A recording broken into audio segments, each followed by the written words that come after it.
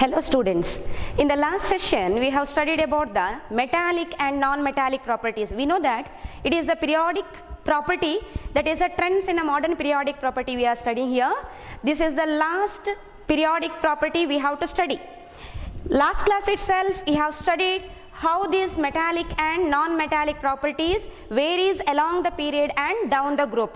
That is, we know that the metallic property or the non-metallic property always depends on what?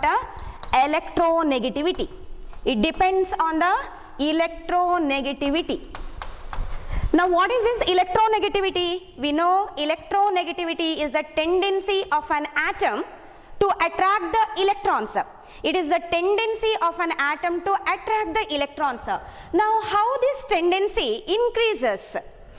That means in a particular elements, this tendency, how this tendency to gain the electron increases.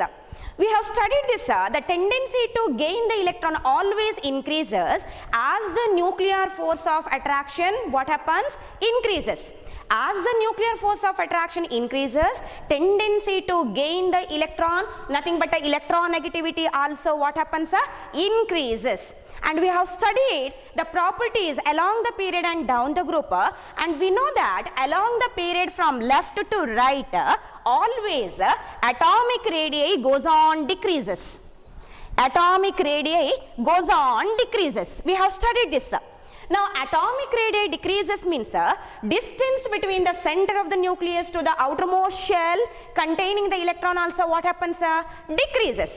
As the distance between the center of the nucleus and the outermost shell decreases, nuclear force of attraction what happens? Increases. What is meant by nuclear force of attraction? Nuclear force of attraction is a attractive force by the positively charged particles. Nuclear force of attraction is a attraction by the positively charged particles. We know that positively charged particles are always called what? Protons.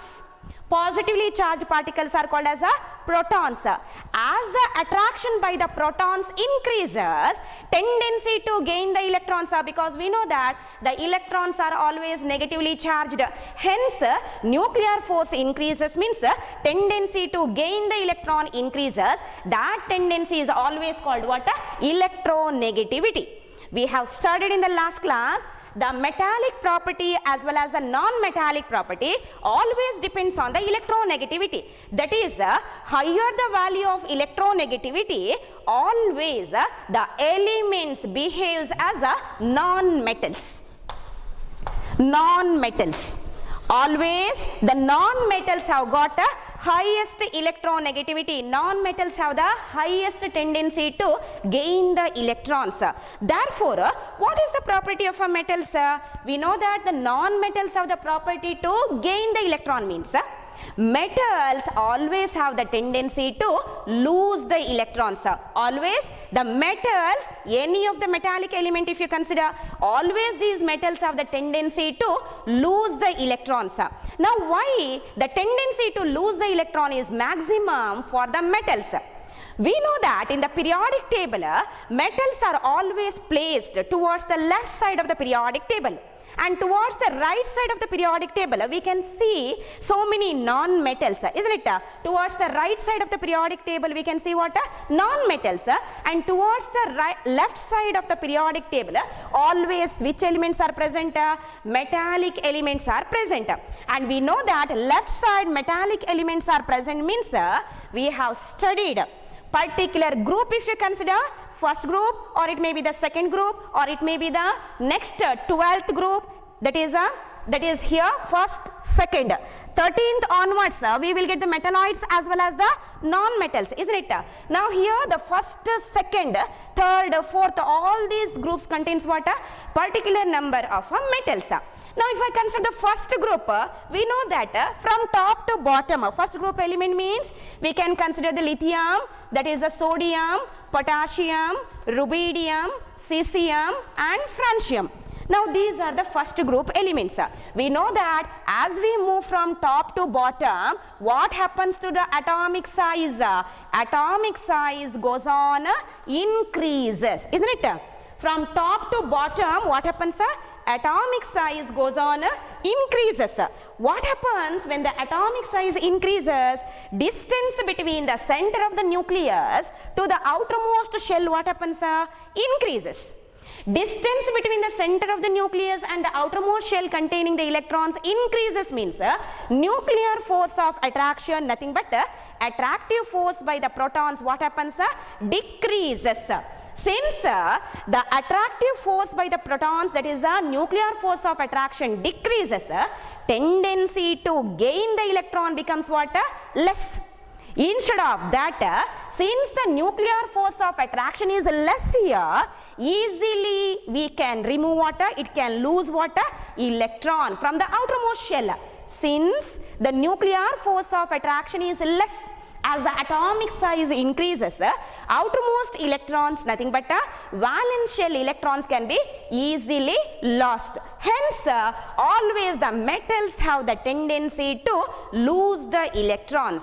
Therefore, if you consider the electronegativity, always the electronegativity is directly related to non-metallic property. Electronegativity is directly related to the non-metallic property. That means non-metallic property increases means electronegativity also what happens? Increases. Tendency to gain the electron, what happens? Increases. And the electronegativity is always inversely related. It is inversely related, inversely proportional to what? That is a metallic property. Electronegativity is inversely related to the metallic property. That means electronegativity value increases, metallic property decreases. Or electronegativity value is very, very less. Tendency to gain the electron is very, very less. That means metallic property what happens? Increases, because we know that metals are always electropositive in nature. Metals are always what? Electropositive in nature. The metals are electropositive. That means that electropositivity means what? Electropositivity means a tendency to lose the electron for a particular atom of an element is always called what? Electropositive nature. The electropositive nature will be high for what? Metals. Follow this, students. Always the metals are electropositive in nature and non-metals are always electronegative in nature. The non-metals are placed towards the right side of the periodic table and the metals are placed towards the left side of the periodic table. Now, if you observe the periodic table, you can observe it, that is the periodic table is given in your textbook, you can observe that there are some elements. See, towards the left side, metals are present, towards the right side, non-metals are present, but you can observe there are some metals. There are some elements in the periodic table which shows both metallic and non-metallic properties. There are some elements which show both metallic and non-metallic properties. Metallic and non-metallic properties. Those elements, for example, if I consider a particular element which shows both metallic and non-metallic property, that is boron we can consider. Next to the boron comes that is the arsenic, and next to that is antimony. Next to the antimony, that is boron, arsenic, antimony, tellurium. Next to that tellurium is polonium. Okay, see, boron, arsenic, antimony, germanium, tellurium and polonium. If you consider these elements always show the properties of both metals and non-metals, and these elements are called as the borderline elements, or they are called as metalloids. They are called as metalloids. Okay, boron, arsenic, antimony, germanium, tellurium and polonium, these elements are called as metalloids or borderline elements. Now, what are metalloids? We know that the metalloids are the elements. These elements have the properties of both metals as well as the non-metals. These elements have the properties of both metals as well as the non-metals. Such elements are always called as the metalloids. Question is there in your textbook, what are metalloids?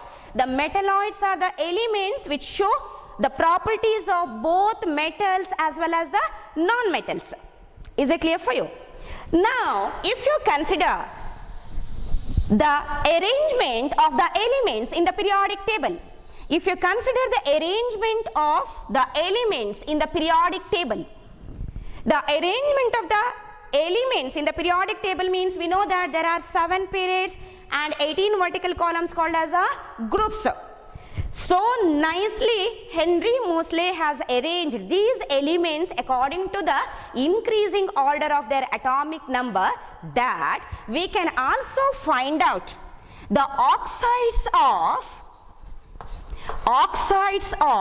which elements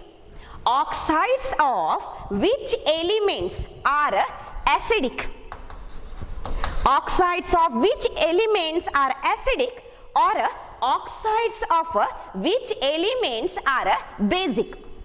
See, so nicely he has arranged these elements in that modern periodic table, that we can also find out by observing, just by referring the modern periodic table, we can find out the oxides of which elements are acidic and oxides of which elements are what? Basic in nature. That means already we know about the position of the metals and the non-metals.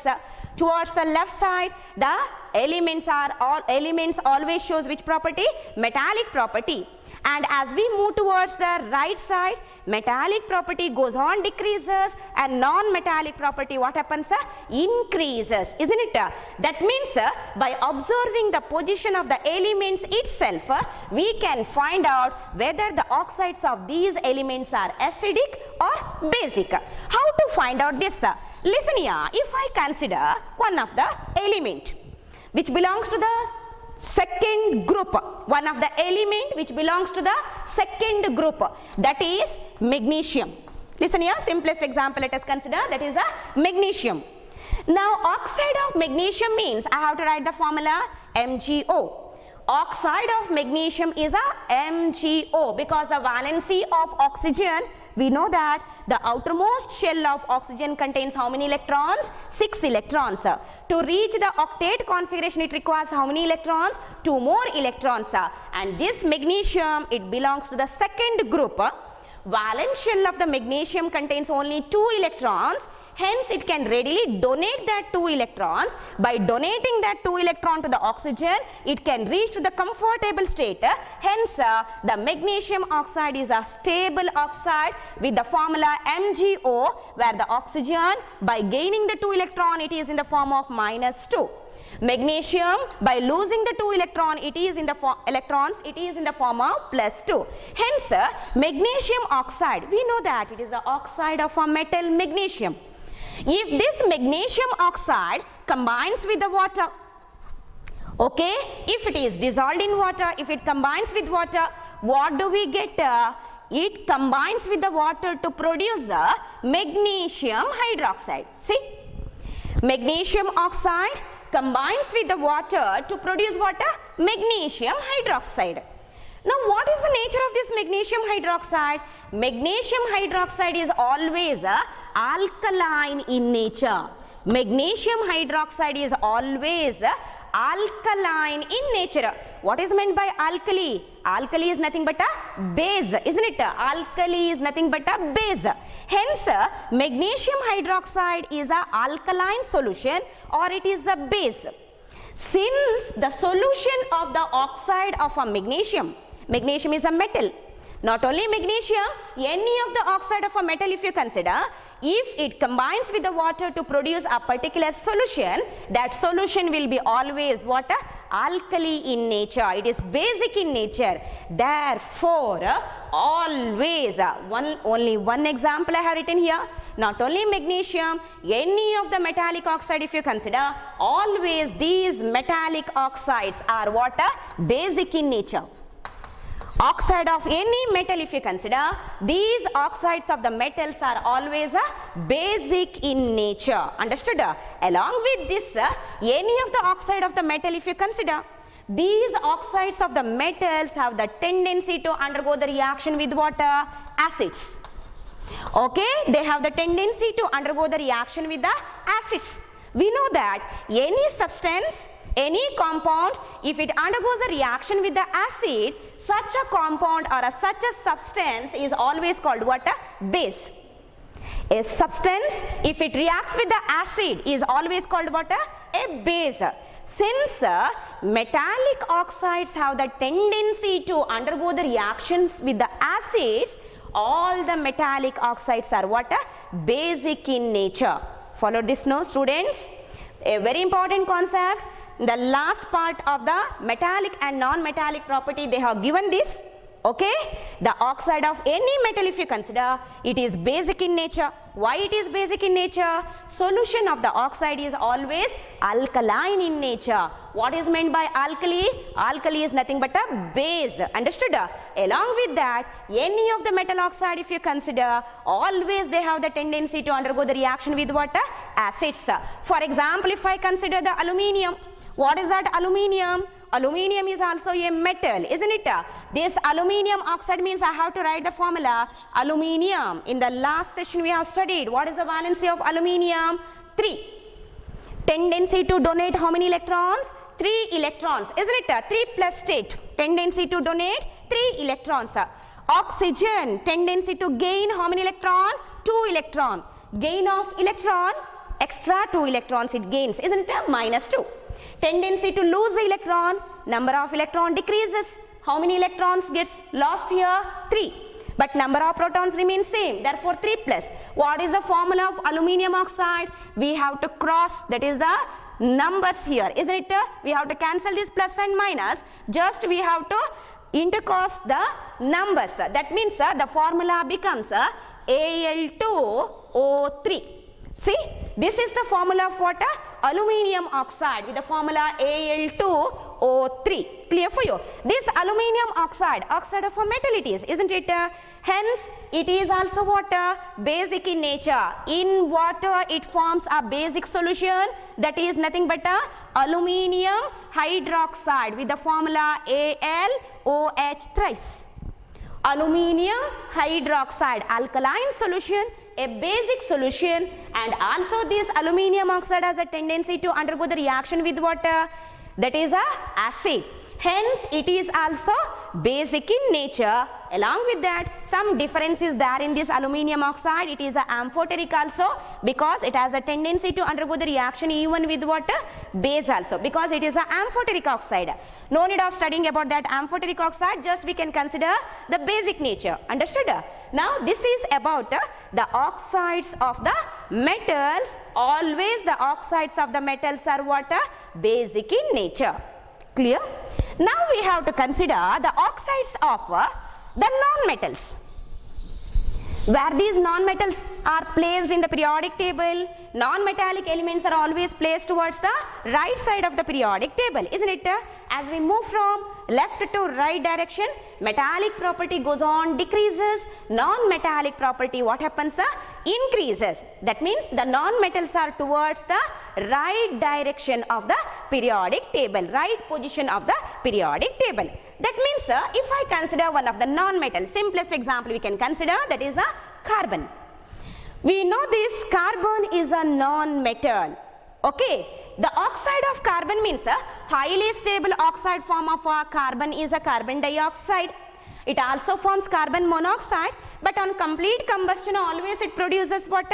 Carbon dioxide. See, this is the oxide of a non-metal, that is carbon dioxide.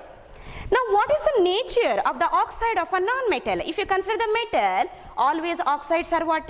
Basic in nature. If you consider the non-metals, always the oxides of non-metals are not basic, they are always acidic in nature.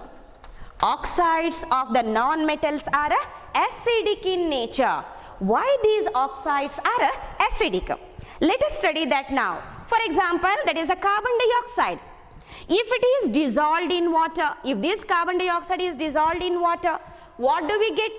in the case of oxide of a metal we have studied, by dissolving those oxides in water, we will get what? Alkali solution. That is a basic solution. But here this is the oxide of a non-metal dissolved in water means always it produces one of the new substance. See here, carbon dioxide combines with the water to produce H2CO3. Just see, H2CO3. Carbon dioxide dissolves in water to produce H2CO3. Now what is this H2CO3? A new product formed here, isn't it? That new product formed is not a basic substance. Here whatever we have got H2CO3, it is completely acidic in nature, and this acid is always called carbonic acid. It is called as a carbonic acid. H2CO3 is always called as a carbonic acid. Just see, it is named as an acid itself because it shows what? All the acidic properties. It has the tendency to undergo the reaction with the base. A substance, if it undergoes the reaction with the base, it is always called what? Acid. Therefore, the oxide of a non-metal is always what? Acidic in nature. Now, I'll consider another oxide of a non-metal. Listen here, sulfur. What is this sulfur? Sulfur is also what? A non-metal. Oxide of sulfur means highly stable oxides are SO2. What is this SO2?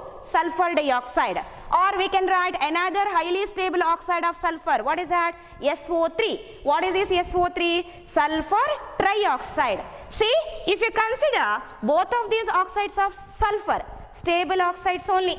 Sulfur dioxide, if it combines with the water, okay, sulfur dioxide, if it is dissolved in water, if it combines with the water, what do we get? We will get here H2SO3. See, H2SO3, sulfur dioxide on dissolving in water, it produces H2SO3. What is this H2SO3? Acidic compound formed. What is this?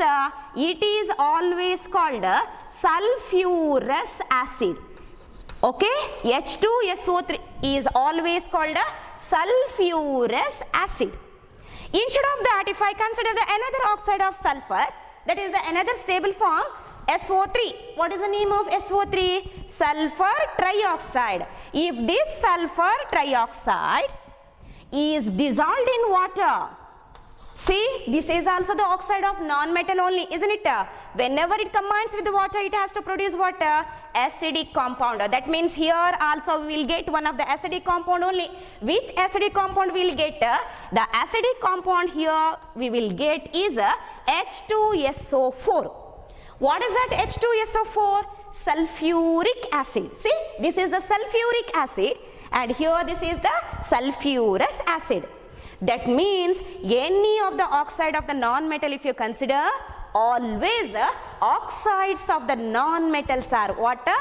Acidic in nature, while oxides of the metals are always what? Basic in nature.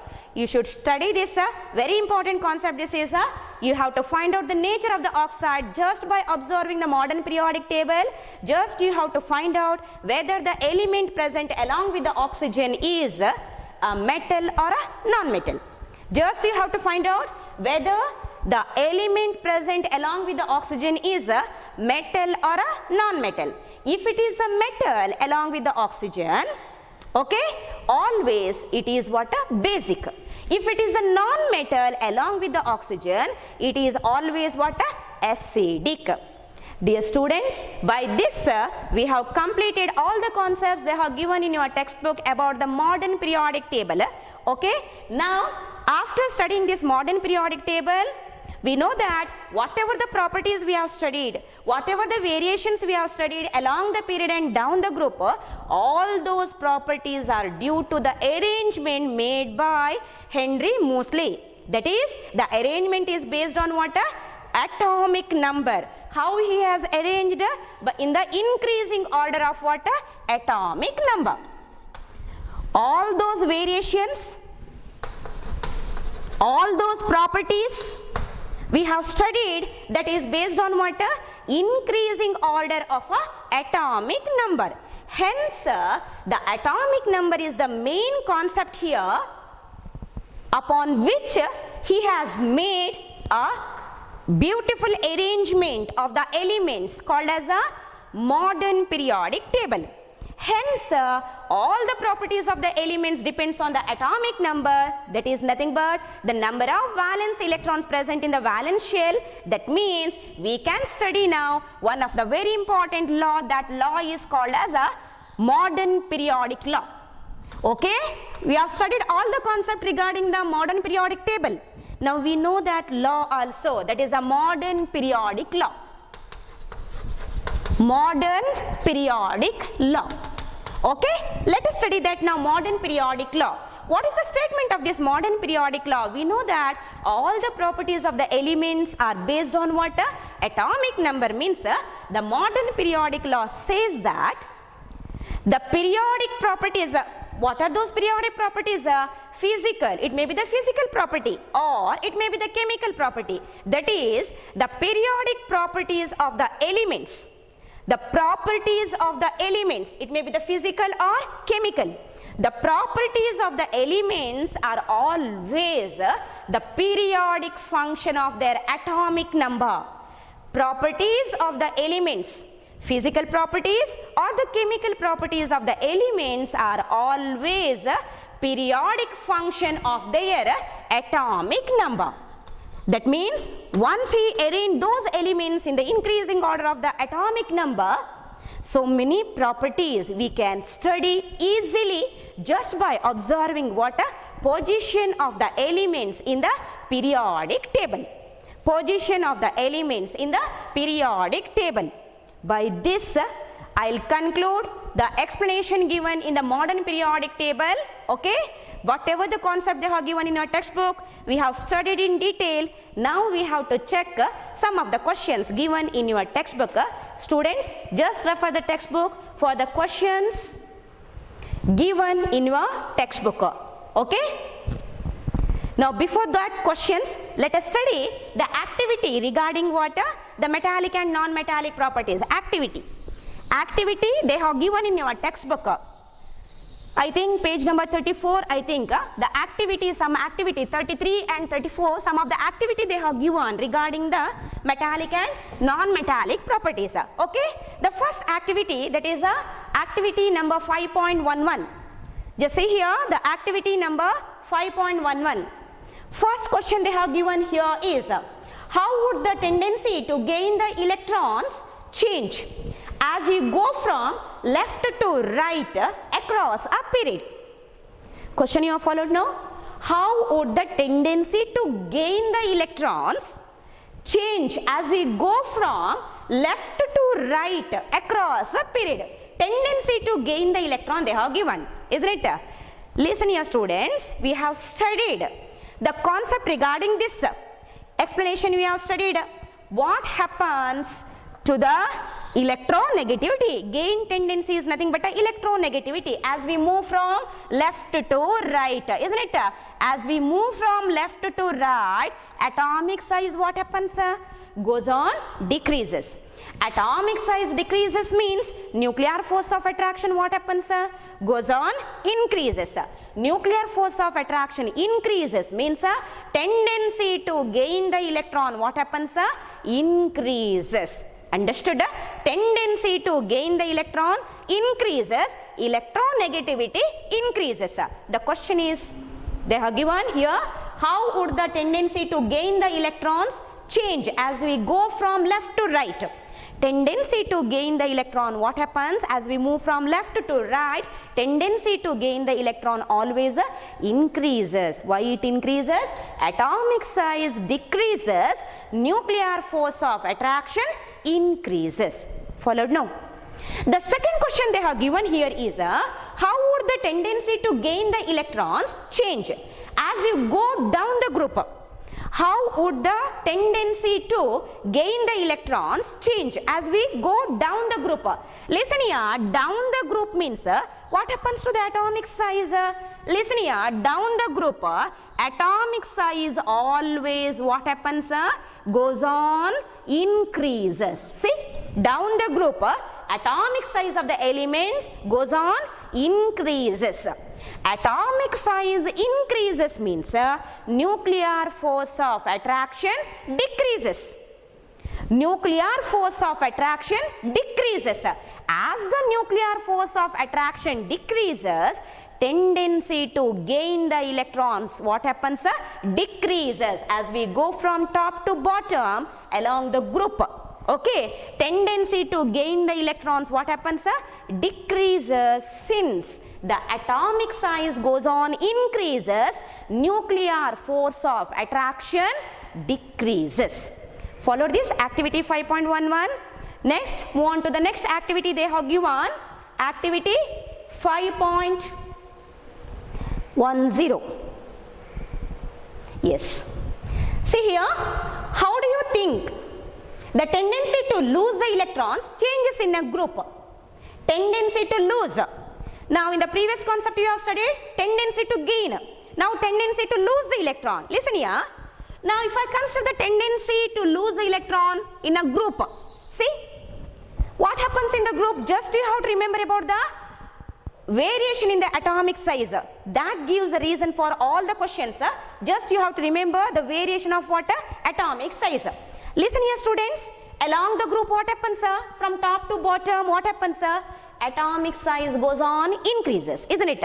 Atomic size increases means nuclear force of attraction goes on decreases. Nuclear force of attraction goes on decreases means the loss of electrons becomes what? Easier. The loss of electron, elimination of the electrons, the loss of electrons becomes easier. Hence, as we move from top to bottom in a group, tendency to lose the electrons always increases due to decrease in the nuclear force of attraction or due to increase in the atomic size. Clear now? Now what happens along the period? Tendency to lose the electrons as we move from left to right along the period. As we move from left to right along the period, we know that atomic size what happens? Goes on decreases. Atomic size decreases means the nuclear force of attraction what happens? Goes on increases. Nuclear force of attraction increases means the outermost electron, if I consider this is the atom, size of an atom, see? Okay, last element I have considered. If this is the outermost electron present here, nuclear force of attraction is what? Maximum.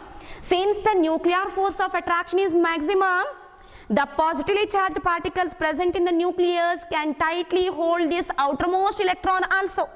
Therefore, removal of this electron becomes very, very difficult. A large amount of energy is required to remove this electron. Therefore, the loss of electron along the period, what happens? Goes on decreases. Tendency to lose the electron along the period from left to right goes on decreases. Instead of that, along the period, tendency to gain the electron increases due to the decrease in the atomic size, increase in the nuclear force of attraction. That is why students, listen here, as we move from left to right, non-metallic property increases. Because non-metallic property means always the non-metals have the highest tendency to gain the electron. And as we move from top to bottom in a group, metallic property increases. Why this metallic property increases? We know that all the metals are electropositive in nature. All the metals have the highest tendency to lose the electron. Loss of electrons becomes easier as the size of the atom, what happens? Increases. Is it clear for you? Now all the activity given in your textbook, that is from the modern periodic table concept, we have completed. Now let us check some of the questions they have given in your textbook. Okay, let us see the question part.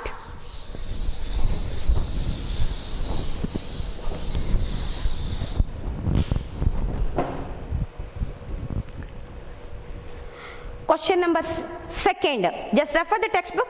Dear students, just refer the textbook. Question number second, see, name the two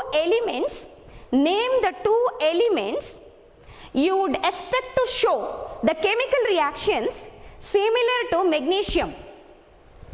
What is the basis for your choice? Okay, name the two elements you would expect to show the chemical reactions similar to the magnesium. What is the basis for your choice? Listen here. Now, two elements having the similar properties of magnesium means we know that the magnesium is the element belonging to the second group. Magnesium is the element belonging to the second group. Now, if I consider the second group, the first element here is the beryllium, next comes magnesium, next it is the calcium, next to that is the strontium, next to that is the barium, like this, isn't it? This is the second group element I have written. See, any of the second group element if you consider, in the last sessions we have studied about the electronic configuration, and we know that for all these elements, the valence shell contains how many electrons? Only 2 electrons, isn't it? The valence shell contains how many electrons? Only 2 electrons. Any of the electronic configuration if you write, we will get the valence shell. Valence shell contains how many electrons? 2 electrons. Since the number of valence electrons are same in the outermost shell, chemical properties are what? Same. Any of the element belonging to the particular group if you consider, for all these elements the chemical properties are similar except this first element because of its smallest size. Okay, no need of worrying about that. We can study that concept in the higher classes. That means similar to the magnesium means we can consider calcium, or we can consider the strontium, or we can consider the barium.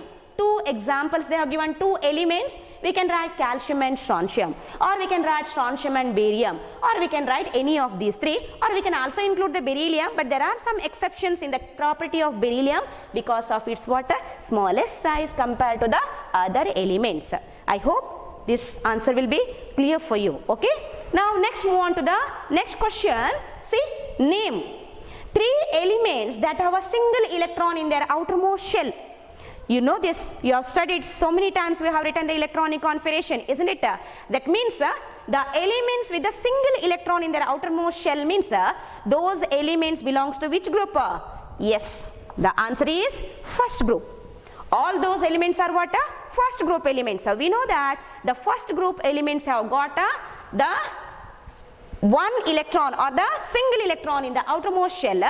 First group elements means lithium, next comes here is a sodium, next to that is a potassium. Okay, lithium, sodium, potassium, or if you consider rubidium, if I consider the cesium, if I consider the francium, all these elements have got what? A single electron in their outermost shell.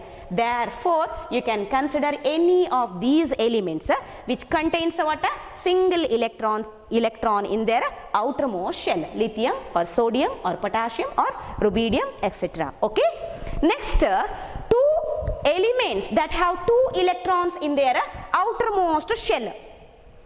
2 elements that have 2 electrons in their outermost shell. 2 elements that have 2 electrons. That means we know that 2 electrons in the outermost shell means we can consider, see, second group elements, isn't it? Second group elements. Second group elements, beryllium with atomic number 4. Just see, helium is the noble gas configuration. How many electrons have accommodated here? 2 electrons. Next electron enters into the 2s2. See, magnesium 12 is the atomic number. If I consider the noble gas configuration neon, 10 electrons are accommodated here. Next electron enters into the 3s2. See, if it is the calcium, atomic number is 20. If I consider the noble gas, that is argon with atomic number 18. Next electron enters into the 4s2. We have studied this in the last session, isn't it? That means if you observe the electrons in the outermost shell, how many electrons are there? 2 electrons. That means any of the elements of the second group you can write here. Understood? Only 2 elements they are asked. Easily you can remember. Next, 3 elements with the filled outermost shell. 3 elements with the filled outermost shell. We know that if an atom of the element has got a completely filled outermost shell, such elements are always called as noble gases. Such elements are called what? Noble gases. If the atom of the elements have got a completely filled orbitals, completely filled outermost shell, then they are called what? Inert gases or the noble gases. Which group elements are called as the noble gases? Group 18th. Isn't it? We know that group 18th elements are called what? Noble gases. Which are those group 18th elements? Helium. Is the outermost shell is completely filled? Yes. Helium. What is the atomic number of helium? 2. Isn't it? Outermost shell means electronic configuration is 1s2. See? First main energy level itself is the outermost main energy level in helium. First main energy level contains only s orbital. S orbital can accommodate only how many electrons? 2 electrons, and that s orbital is completely filled. Therefore, you can write what? Helium. Next, we can consider another example here, that is the 18th group element, which is that we can consider the neon. Any other element also we can write. Now, let us write here what? Neon. Okay. Now, the atomic number of neon is 10. If I write the electronic configuration 1s2, next I can write 2s2, 2p6. Okay, totally how many electrons I written? 10 electrons. Which is the outermost main energy level? Second main energy level. See, second main energy level always contains a s orbital and p orbital. Maximum capacity to hold the electrons for the s orbital is 2. And for the p orbital is 6. See here, in the case of neon, both the orbitals are completely filled. Therefore, we can write the example that is the neon also. Or we can also write what? Argon, krypton, xenon. Any one of the example you can write. Simplest also we can consider that is a helium and neon, where the outermost shell is always what? Completely filled. Any of the 18th group elements you can consider. Okay. Followed now? Now I will move to the next question. See, question number 4. Lithium, sodium, potassium are all metals. We know that is the first group elements they have given. Lithium, sodium, potassium, these are metals. We know this, isn't it? Are all metals that react with the water to liberate hydrogen gas. Always a metal, whenever it reacts with the water, it liberates water, hydrogen gas, isn't it? Now, is there any similarity in the atoms of these elements? Is there any similarity in the atoms of these elements? Any of the metal, if you consider, whenever it undergoes a reaction with the water, it liberates water, hydrogen gas. We know this, isn't it? Now, is there any similarity they are asked? Listen here, already we have studied about the complete modern periodic table, and we know that it may be the lithium, it may be the sodium, it may be the potassium. All these elements are what? First group elements. Number of valence electrons are what? Same. How many valence electrons are there here? Only 1. If the number of valence electrons are identical, always the chemical properties are also what? Same. Hence, all these elements are, similarity here is, these elements are first group elements with the same outer electronic configuration. Same outer electronic configuration. Clear now, students? Now, if the outer electronic configuration means number of valence electrons are same, chemical properties are also what? Similar. Therefore, you have to write here similarity among these 3 elements are they belong to first group. Number of valence electrons are same. Therefore, the chemical properties are also identical. They can liberate water, hydrogen gas whenever they react with water. Okay. Corresponding hydroxides are formed with the liberation of water, hydrogen gas. Now, the next question is question number 6. By considering their position in the periodic table, which one of the following elements would you expect to have maximum metallic characteristics? Would you expect to have the maximum metallic characteristics? See, the question they are asked is, they have given some elements, isn't it? They have given the gallium, germanium, arsenic, then they have given selenium, then they have given the beryllium. Listen here, it may be the gallium, okay, germanium or arsenic, Then selenium or beryllium. If you consider gallium, it is a 13th group element, okay, germanium, 14th group, like that. But very familiar element is there, which is that beryllium. Just see here, among all these elements, one of the element is very familiar, which is that beryllium. So many times we have written the electronic configuration of what? Beryllium. We know that the metallic property always goes on decreases as we move from left to right direction, isn't it? Metallic property goes on decreases as we move from left to right direction. That means elements which are placed in the left direction, left side, are always metals. If you consider all those elements, just check the position in the periodic table, position of those elements in the periodic table, you can find out that beryllium is the element which belongs to which group?